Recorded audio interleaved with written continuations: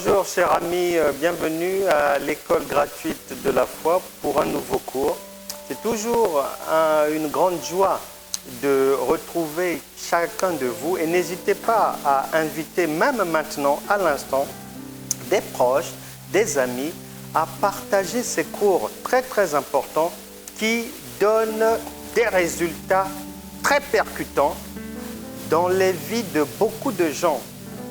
Les retours sont bons, il y a beaucoup de témoignages. Ne restez pas en marge de l'histoire que Dieu est en train de bâtir avec ses enfants, qui consiste à changer les vies des uns et des autres pour les faire passer de l'échec à la réussite, des ténèbres à la lumière, du mépris à la considération.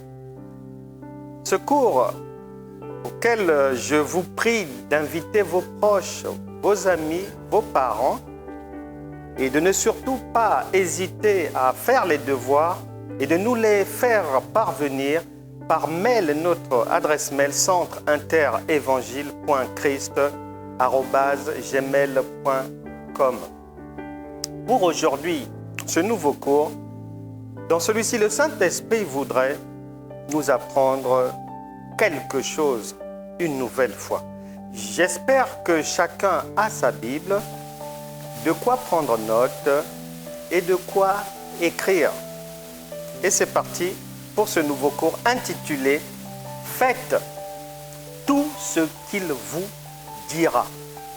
Faites tout ce qu'il vous dira.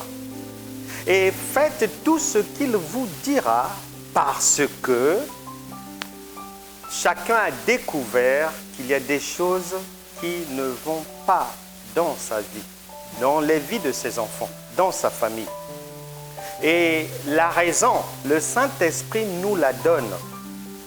Dans Osée, chapitre 4, verset 6, nous lisons « Mon peuple périt parce qu'il lui manque la connaissance. » Voilà. Et pour sortir de ces difficultés-là, le Saint-Esprit nous dit « Faites tout ce qu'il vous dira ». Faites tout ce qu'il vous dira nous rappelle les paroles de Marie. Au mariage à Cana, elle avait dit à ceux qui étaient là lorsque le vin avait manqué, lorsque l'amour avait baissé dans ce couple pour réparer les choses, pour qu'il y ait de nouvelles choses, elle avait dit « Faites tout ce qu'il vous dira ». Mais en général, on ne fait pas attention que « Faites tout ce qu'il vous dira » a eu un passé. Et nous allons voir maintenant qu'avant Marie, une autre personne avait déjà dit la même chose. Mais ce qu'elle avait dit là n'avait pas marché parce que c'était l'ombre des choses à venir. Et l'ombre, les choses qui représentaient le brouillon, la préparation de ce que Marie a ordonné, on trouve cela dans l'ancienne alliance, une alliance imparfaite que le Seigneur avait tissée avec son peuple.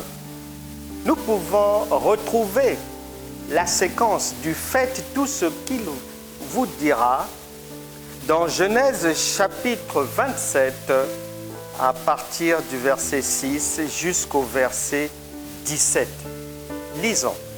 Puis Rebecca dit à Jacob, son fils, « Voici, j'ai entendu ton père qui parlait ainsi à Ésaü, ton frère. Apporte-moi du gibier et fais-moi un mets que je mangerai et je te bénirai devant l'Éternel avant ma mort. Maintenant, mon fils, écoute ma voix à l'égard de ce que je te commande. Va me prendre au troupeau 2 bons chevreaux, j'en ferai pour ton père un mets comme il aime. Et tu le porteras à manger à ton père, afin qu'il te bénisse avant sa mort. » Jacob répondit à sa mère, « Voici Ésaü, mon frère, est velu et je n'ai point de poil. Peut-être mon père me touchera-t-il et je passerai à ses yeux pour un menteur et je ferai venir sur moi la malédiction et non la bénédiction. Sa mère lui dit, que cette malédiction, mon fils, retombe sur moi. Écoute seulement ma voix et va me les prendre. Jacob alla les prendre et les apporta à sa mère, qui fit un mets comme son père aimait. Ensuite, Rebecca prit les vêtements d'Ésaü, son fils aîné, les plus beaux qui se trouvaient à la maison, et elle les fit mettre à Jacob, son fils cadet. Elle couvrit ses mains de la peau des chevaux et son cou qui était son poil. Et elle plaça dans la main de Jacob, son fils, le mets et le pain qu'elle avait préparé. Rebecca a ordonné, Genèse chapitre 27, verset 8, à son fils Jacob de suivre scrupuleusement ses instructions. Il parlait du verbe commander, ce que je te commande. Et Jacob le fera pour usurper le droit de naissance et de son frère Ésaü. Et cette séquence est une ombre des choses qui devaient arriver. Et ici, il faut bien comprendre que l'ancienne alliance, qui est l'ombre des choses à venir, s'explique. Et il te faut bien noter des choses que je vais t'indiquer maintenant, parce qu'elles te permettront de plus facilement comprendre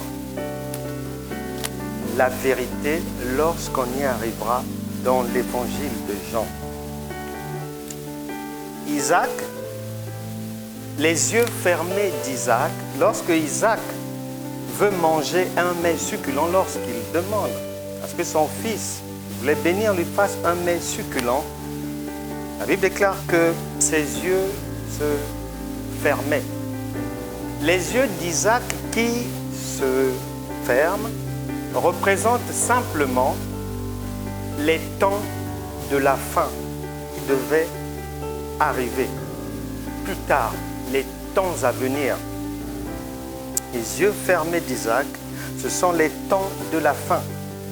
Note que le plat que Isaac voulait manger, c'est l'image de ce qui est agréable à Dieu et qu'il veut qu'on puisse lui présenter en ce qui nous concerne. La Bible déclare en Hébreux chapitre 12, verset 2, que nous devons avoir les yeux rivés sur Jésus, qui est le consommateur de notre foi. Donc le plat demandé représente nos œuvres. Et Dieu veut nous juger. Dieu nous juge toujours par rapport à nos œuvres. Est-ce que tes œuvres sont agréables à Dieu? Est-ce que nous sommes agréables à Dieu? Jacob est l'image dans la nouvelle alliance, Jacob est l'image de nous tous, enfants de Dieu imparfaits. Est-ce que ton imperfection, c'est dans le tabagisme? Est-ce que c'est dans l'alcool? Est-ce que c'est dans l'adoration des idoles? Est-ce que tu mènes une vie de mensonge? Quelles sont tes œuvres imparfaites? Jacob représente donc l'image des enfants de Dieu imparfaits et pécheurs que nous sommes tous. Les paroles de Jacob représentent le négatif qui vient de nous lorsque Dieu n'est pas encore là. Raison pour laquelle Jacob avait même du mal à parler lorsque son père puisque sa mère l'avait prévenu, Rebecca l'avait prévenu que ton père saura par la voix que ce n'est pas la bonne personne. Ce qui veut dire que par nos paroles, par nos justifications, par nos propos pleins de suffisance, on ne peut pas être agréable à Dieu. C'est par grâce que nous sommes bénis par Dieu. C'est par grâce que nous sommes sauvés, pas par nos paroles qui peuvent être imparfaites. La peau que Rebecca a fabriquée et a mise sur son fils Jacob, c'est l'image de l'agneau immolé. Raison pour laquelle, lorsqu'il va présenter le mets à son père, à sa voix, le père a reconnu que ce n'était pas la bonne personne. Isaac a reconnu que ce n'était pas Ésaü, mais lorsqu'il a touché la peau, il a accepté et il l'a béni. Cette peau, c'est la même peau que celle de l'agneau immolé. C'était l'image, l'ombre de l'agneau immolé. Raison pour laquelle, aujourd'hui, je prie pour toi. Je ne sais pas, peut-être que tu es plongé dans l'homosexualité. Je ne sais pas, peut-être que tu es plongé dans les escroqueries. Tu es peut-être dans le lesbianisme. Ça fait longtemps que tu es dans des drogues dures. Au nom de Jésus, sois libéré aujourd'hui. Ce ne sont pas tes paroles qui peuvent te rendre juste devant Dieu. Mais lorsqu'il te voit, lorsqu'il te touche, par ta conduite, par ta repentance, il reconnaît que tu fais partie des enfants de Dieu. Ne te gêne pas. Nous allons prier tout à l'heure. Peu importe la gravité de tes erreurs, peu importe la gravité de tes péchés, ce n'est pas par tes justifications verbales que Dieu va t'agréer. Ça ne passera pas. Mais c'est par le passage, la présence de l'agneau immolé, son fils, dans ta vie. C'est là où tout le monde aura le secours de Dieu, aura la présence de Dieu. Donc, faites tout ce qu'il vous dira. Avant Marie, Rebecca avait déjà dit cela. Et c'était l'ombre des choses à venir. Venons maintenant dans le véritable. Après l'ombre, venons maintenant dans le véritable. En Jean, évangile de Jean, chapitre 2, premier verset. 3 jours après, il eut des noces à Cana en Galilée. La mère de Jésus était là. 3 jours après, il eut des noces. La maman est là. Je ne sais pas si quelqu'un t'a parlé du Seigneur. Je ne sais pas si ce sont des amis qui t'ont conduit vers le Seigneur.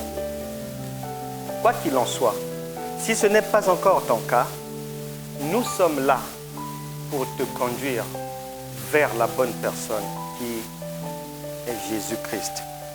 Verset 2. Et Jésus fut aussi invité aux noces avec ses disciples. N'oublie jamais, Dieu n'est pas un Dieu des morts. Luc chapitre 20, verset 38. Matthieu chapitre 22, verset 32. Et n'oublie jamais aussi que Dieu est toujours au présent et qu'il te parle à toi-même. Exode chapitre 3, verset 14. Il te parle à toi-même. Il est dit que Jésus fut aussi invité aux noces avec ses disciples. Accepte qu'ils viennent dans ta vie. invite-le dans ta vie. Et si tu es déjà dans le Seigneur, sache qu'il est là. Je ne sais pas quels sont les problèmes qui te donnent les insomnies aujourd'hui. Je ne sais pas quelles sont les difficultés que tes enfants rencontrent à l'école. Je ne sais pas si tes enfants arrivent à avoir leur diplôme. Mais sache que le Saint-Esprit est là. Sache que Jésus est là. Le verset 3 dit, le vin ayant manqué, la mère de Jésus lui dit, ils n'ont plus de vin. Le vin ayant manqué. Qu'est-ce qui manque aujourd'hui dans ton foyer? Qu'est-ce qui manque aujourd'hui dans les vies de tes enfants? Qu'est-ce qui te manque professionnellement aujourd'hui? Est-ce que tu es encore dans des difficultés financières? Parce que là-bas, c'est le vin qui avait manqué. Et peut-être que ton vin à toi, c'est le travail qui te manque. Peut-être que ton vin à toi, c'est la bonne santé qui t'a fui depuis des années. Qu'est-ce qui te manque? Et le Seigneur dit dans sa parole, au verset 4, Jésus lui répondit. Jésus lui répondit, femme, qu'y a-t-il entre moi et toi? Mon heure n'est pas encore venue. Bien-aimé du Seigneur, tant que tu seras charnel, le Saint-Esprit ne pourra pas agir dans ta vie. Tant que tu passeras tes journées dans l'alcool, son heure ne sera pas encore venue pour te faire du bien. Tant que tu seras dans l'adultère, son heure ne sera pas encore venue pour te sortir des migraines, pour enlever de ton corps les myomes, les fibromes. C'est à toi d'arranger les choses, de faire en sorte que le Saint-Esprit, que la main divine puisse trouver en toi un terrain favorable. Ne pense pas que le Saint-Esprit s'adresse à d'autres personnes. Non, il s'adresse à toi. Et qu'il est là. Il est en toi. Tu es chrétien, chrétienne. Ou bien tu vas donner ta vie au Seigneur bientôt. Il est là. Tu te poses la question. Mais ça fait 12 ans que je prie. Ça fait 15 ans que je jeûne. Pourquoi il n'agit pas? C'est tout simplement parce que il y a encore des choses en toi qui fait que son heure n'est pas encore arrivée de te sortir de là. Et des fois, tu veux que le Seigneur te sorte d'une situation, mais quel enseignement as-tu retenu de cette situation? Tu n'as rien retenu.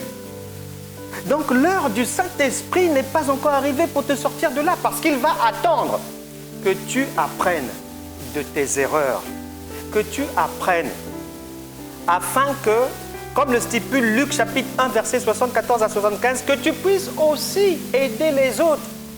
Est-ce que tu penses à aider? Comment est ton cœur? Est-ce que ton cœur est seulement égoïste? Mais c'est pour ça qu'il attend.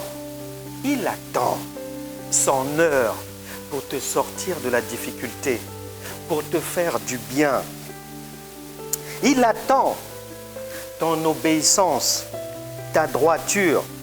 Est-ce que tu injuries les autres sur le lieu de travail et tu t'attends à recevoir le secours de Dieu? Mais Dieu est là, mais il attend que tu puisses changer dans ta manière de faire les choses, ta manière de dire, ta manière de parler. Est-ce que tu respectes ton mari? Est-ce que tu hausses le temps aussi lorsque le mari a haussé le temps? Est-ce que tu obéis? Est-ce que tu reconnais son autorité? Est-ce qu'au travail, tu respectes les autres et tu ne respectes pas les autres et arrivé à la maison, tu pries, tu jeûnes, pensant que le Saint-Esprit va intervenir pour te sortir de ces difficultés? Non, il va attendre. Il il va attendre son heure. Et son heure, l'heure de l'intervention de la main divine dans ta vie, est en rapport avec ton obéissance, avec la fin de l'adultère, la fin du mensonge, la fin de la désobéissance. Ce n'est pas une histoire de prière seulement. Non. Non. Non. Verset 5. Sa mère dit au serviteur, faites ce qu'il vous dira.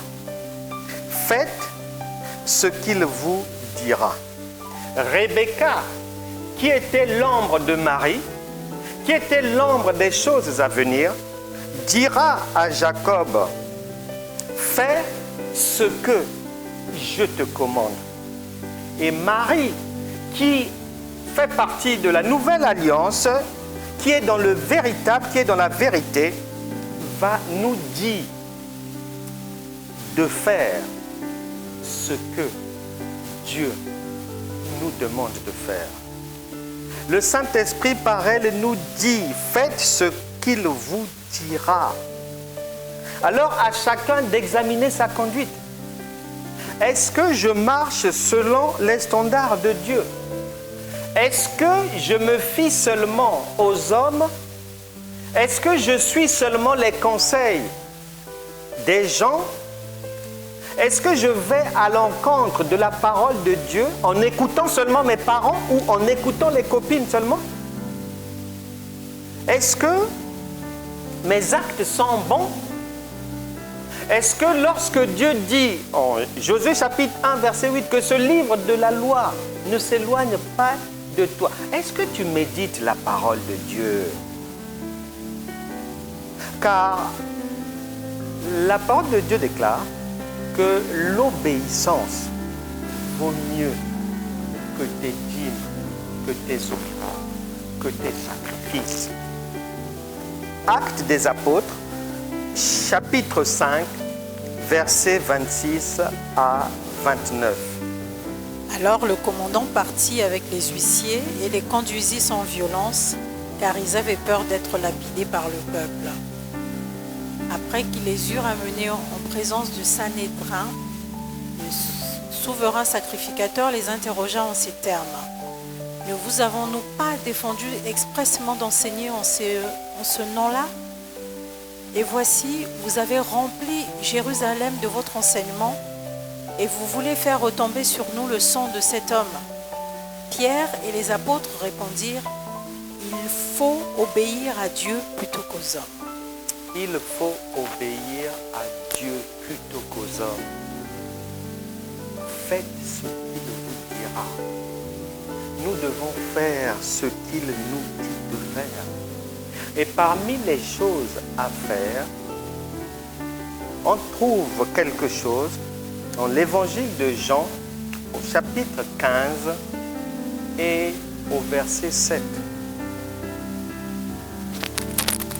Évangile de Jean, chapitre 15, verset 7. Si vous demeurez en moi et que mes paroles demeurent en vous, demandez ce que vous voudrez et cela vous sera accordé. Voilà.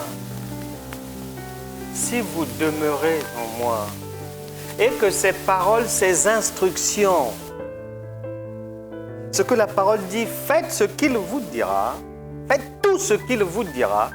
Si nous restons dans cela, nous faisons ces choses-là, il est dit que à ce moment-là, on pourra demander tout ce que nous voudrons et cela nous sera accordé.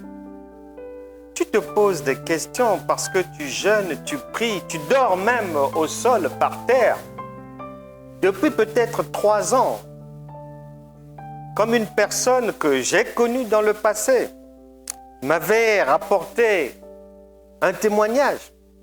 Elle connaissait des gens qui cherchaient la face de Dieu depuis 3 ans. Et pour que Dieu puisse leur parler au plus près, ils ont abandonné leur lit et ils dormaient par terre dans l'attente d'une réponse de Dieu. Est-ce que tu es dans cette situation-là? Parce que tu cherches peut-être à faire des choses compliquées, tu es peut-être loin. Et ce que Dieu te demande est simple. C'est de retenir ses paroles, de retenir sa parole et d'agir en conséquence. La Bible déclare qu'il a donné à chacun de nous une portion de foi. Et cette portion de foi, la Bible déclare qu'elle est suffisante pour faire des choses extraordinaires et réussir dans la vie. La preuve nous en est apportée par Matthieu chapitre 11, verset 11. Le plus petit des gens qui sont dans la maison de Dieu, des enfants de Dieu, des temps de la fin, des temps d'aujourd'hui, Moïse, Salomon, David, Jephthé, Ésaïe, Jérémie, tous ces prophètes-là, jusqu'à Jean-Baptiste, aucun d'eux n'arrive à sa cheville. Ils sont trop petits. Tout simplement parce que eux n'avaient pas reçu la petite portion de foi qui te permet de sortir de toutes ces difficultés en obéissant simplement à la parole de Dieu, en faisant ce qu'il te dit de faire. Lorsque la parole de Dieu faites tout ce qu'il vous dira, il peut le dire par la parole écrite. Note cela. Mais il peut le dire aussi, te dire ce qu'il y a lieu de faire dans les différents domaines de ta vie par la parole orale. Il peut te le dire dans un songe. Il peut te le dire à travers des événements, des circonstances. Il peut même te le dire par une personne que tu ne connais pas. Je me souviens encore, allons à Ouagadougou, où un homme dans une église avait pris l'engagement que si le Seigneur le sort du chômage, le Seigneur le sort de toutes ces situations difficiles par lesquelles il passait, il ferait l'œuvre de Dieu. Alors, il a pris l'engagement comme ça, dans la prière, dans sa prière personnelle avec Dieu. Et il a d'abord demandé le travail. Quelques semaines après, il a eu le boulot. Ensuite, il a demandé à Dieu une maison. Quelques temps après, il a eu la maison. Ensuite, il a demandé une bonne épouse. Quelque temps après, il a eu une très bonne épouse. Il a demandé un enfant. Il a eu aussi, quelques mois après, un enfant. Cependant, il ne pensait plus à faire l'œuvre de Dieu, à aider les autres. Il avait oublié ses engagements devant le Seigneur. Il pensait que c'était de la rigolade et qu'avec Dieu, on pouvait rigoler. Alors qu'en Éphésiens chapitre 5, là-bas, il est dit que Dieu ne connaît pas les blagues et qu'il n'y a pas de blagues devant le Seigneur. Donc, il menait sa vie comme ça, là, il travaillait, il avançait comme ça. Un jour, il se promenait en ville. Quelqu'un dans la foule de la ville, sur le trottoir, quelqu'un qu'il ne connaît pas. Les gens qu'on appelle fous, vêtus en vêtements complètement sales, déchiquetés, au milieu de la masse sur le trottoir, va l'interpeller en lui disant: jusqu'à quand est-ce que tu vas essayer de tromper Dieu? Est-ce que tu as oublié l'engagement que tu avais pris lorsque tu étais dans la souffrance? Tu prends Dieu pour qui?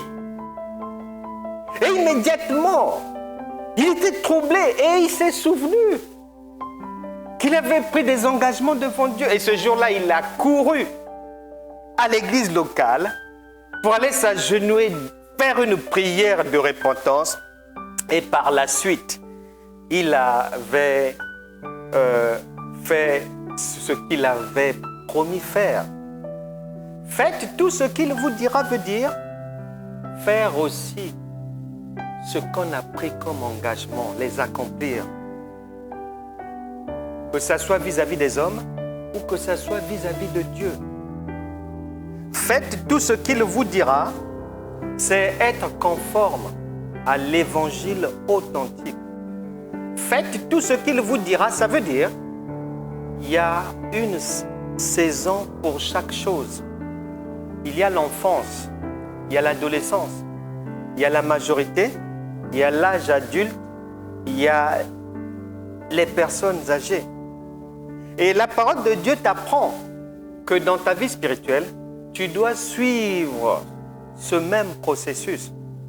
Donc là où il faudra agir par la foi, si tu veux remplacer la foi par autre chose, ça ne marchera pas. Tu ne peux pas remplacer la foi par la prière. La foi, ce n'est pas la prière. Ça ne marchera pas. Tu ne peux pas remplacer la foi par une offrande. La foi n'est pas une offrande. C'est mettre en pratique ce que Dieu a dit en lui faisant confiance en tout point de vue. En Angleterre, une sœur cherchait un logement. Elle a fait un dossier social. Et quelques semaines après, elle n'a pas eu un avis favorable. Elle a eu un avis défavorable. Une sœur chrétienne. Et son dossier a été rejeté. Le dossier de la sœur Sylvie. Elle est en Angleterre. Et comme elle fait partie de l'école gratuite de la foi, dans la session de prière du samedi matin, via Zoom, elle va expliquer la mésaventure qu'elle venait de vivre dans la semaine avec le rejet de son dossier de demande de logement. Et je lui ai dit que Dieu n'était pas un homme pour mentir. Ce qu'il a dit, il le fera. Et qu'on devait garder cette confiance en Dieu intacte. Nous avons prié pour que la sœur soit fortifiée et la suite a été celle-ci. Elle a eu l'idée, comme dans le public, logement social, on avait dit non à sa demande. Elle a eu l'idée d'aller chercher dans le privé et sur Internet, elle a trouvé quelque chose de bien et elle a visité avec sa fille une belle maison, une maison qui lui était agréable ainsi qu'à sa fille. Et le monsieur dira, bon, je prends note, je vais vous rappeler d'ici 5 jours pour vous donner notre réponse. Dès le 2e jour, une voix lui disait, prie pour ton dossier, jeûne pour ton dossier. Mais une autre voix lui rappelait qu'à l'école gratuite de la foi, les enseignements, ce sont des enseignements pour grandir dans la foi. Et que lorsqu'on grandit dans la foi, les choses qui étaient difficiles hier deviennent faciles. On n'a pas à souffrir. Jésus est venu pour nous donner la vie en abondance. On n'a pas à souffrir. Et Dieu n'est pas sourd. Donc, elle a livré ce combat. C'est celui-là, le combat de la foi. Dans les pensées, une bataille. Une voix disait, mais jeûne, prie pour ton dossier. Une autre disait, non, si je le fais, c'est comme si Dieu n'entend pas. Si je le fais, c'est comme si Dieu est sourd. Si je le fais, c'est comme si Dieu n'est pas informé de mon problème. Je le lui ai déjà dit, il n'est pas sourd, ce n'est pas un enfant. Je ne prierai pas. Elle a livré cette bataille. Et le combat de la foi va monter en puissance parce que après 5 jours, le monsieur n'avait pas encore appelé. Et l'autre voix lui disait, mais tu as vu, je t'avais dit de jeûner, je t'avais dit de prier. Elle est restée ferme. Soit Dieu est un menteur, ou soit il ne ment pas et il est fidèle à sa parole. Il a dit, tout ce que vous demanderez en priant, Croyez seulement que vous l'avez reçu, vous le verrez s'accomplir. Donc, si je crois que je l'ai reçu, je ne peux pas encore prier pour cette chose-là parce que je crois que je l'ai déjà reçu. Je priais 5 fois, 6 fois, 7 fois hier, quand j'étais plus jeune dans la foi. Mais maintenant que j'ai grandi, j'agis comme un homme. Avant, j'agissais comme un enfant parce que j'étais enfant, j'étais bébé. Mais maintenant que j'ai grandi, la Bible parle des petits-enfants, des fils, des pères, des maîtres, des vieillards. Où es-tu par rapport à ça? La sœur Sylvie est restée cramponnée. Je ne prierai pas, je ne jeûnerai pas.